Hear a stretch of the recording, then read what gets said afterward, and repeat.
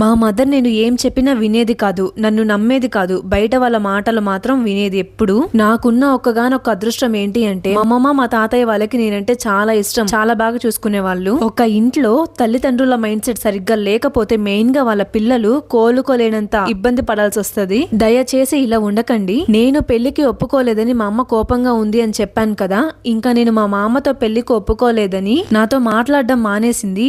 నేనా ఇంట్లో చెప్పలేను మా మామ గురించి. సో అందుకని నేను కూడా ఏం మాట్లాడలేక సైలెంట్ అయిపోయాను. అతను వేరే అమ్మాయిని కూడా లవ్ చేస్తున్నాడు అని చెప్తే పెళ్లి ఇష్టం లేక అబద్ధాలు చెప్తుంది అని నాకే దెబ్బలు పడతాయి, అందుకే సైలెంట్ అయిపోయా. నా టైం బాగుండి కొన్ని డేస్ కి మా మామ లవ్ చేసే అమ్మాయి వాళ్ళ ఇంట్లో వీళ్ళ లవ్ మ్యాటర్ అమ్మాయి వాళ్ళ అమ్మకి తెలిసి పెద్ద గొడవ చేసింది. ఆ అమ్మాయికి కూడా నాలానే అమ్మ మాత్రమే ఉంది, నాన్న లేరు. అలా ఆమె వచ్చి మా మామ వాళ్ళ ఇంట్లో పెద్దగా అరుస్తూ గొడవ చేసింది. అప్పుడు అర్థమైంది మా అమ్మకి నేను ఎందుకు ఈ పెళ్లి చేసుకోను అని చెప్పాను. పిల్లల మనసులో ఉంది, పేరెంట్స్ అర్థం చేసుకోకపోతే ఇంకా ఎవరు అర్థం చేసుకుంటారు. కొంచెంలో ఈ గండం నుంచి తప్పించుకుంది నివేద. ఈ గండం నుంచి తప్పించుకున్నాను అనుకునే లోపే ఇంకో గండం వచ్చింది. అదేంటో నెక్స్ట్ పార్ట్ లో చెప్తాను.